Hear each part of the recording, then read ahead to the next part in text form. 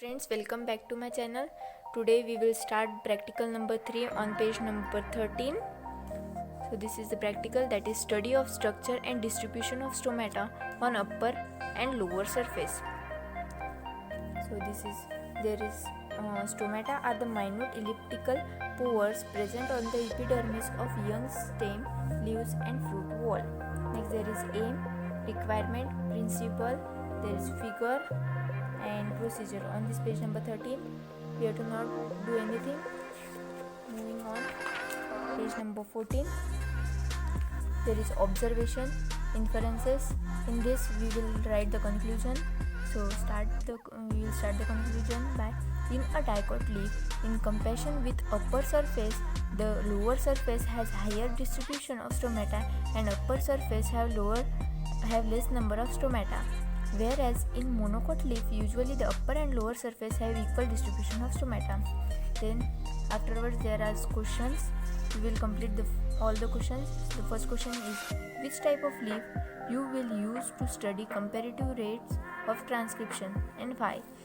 The answer is compound leaf can be used to study comparative rates of transcription because this type of leaves are dotted with some pores called as stomata, and from stomata we can easily study and observe the rate of the transcriptions. Next question is: what are stomata?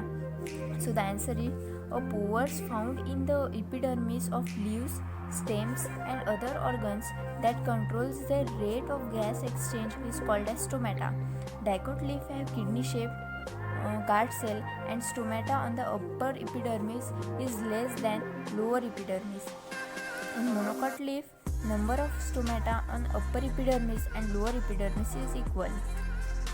Question number 3: what are the function of stomata? So the answer is stomata are small pores on the surface of leaves and stem bounded by a pair of guard cells that controls the exchange of gases, most importantly water vapor and CO2, between the interior of the leaves and the atmosphere. So next on the page number 15 there are question number 4, that is what is guttation? So the answer is loss of water in the form of water droplets from hydrothodes, small pores on the leaf margin of a small herbaceous plant. This process is called as guttation. Next question number 5, which structure are known as water stomata and where they are located? So the answer is the process of guttation is facilitated by the hydrothodes. They are also called as water stomata. They are located along the margin and on the adaxial or apexial surface of leaf and consist of pores. Next there is question number 6, that is why is that there is differential number of stomata on the leaf surface in the betel leaf? So the answer is all surfaces on the leaf have some amount of stomata for regulating gas exchange from photosynthesis. However, lower epidermis have more because it is more often in the shade, and so it is colder, which means evaporation won't take place as much. Next there are multiple choice questions. So first question is stomata opens due to. Answer is B, influx of potassium ion. Question number 2, that is loss of water in the early morning from tip of leaf is called. Answer is A, guttation. Third question, maximum water loss occurs through.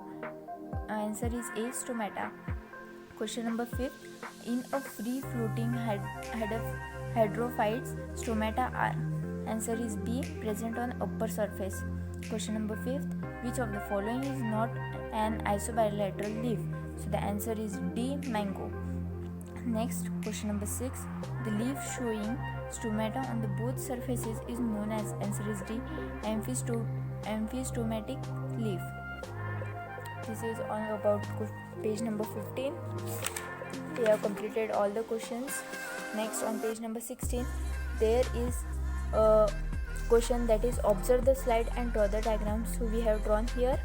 This is the upper epidermis of dicot leaf and this is lower epidermis of dicot leaf, and this is the stomata of this dicot leaf, And next we have drawn here upper epidermis of monocote leaf, lower epidermis of monocote leaf, and this is the diagram of stomata which we have with microscope.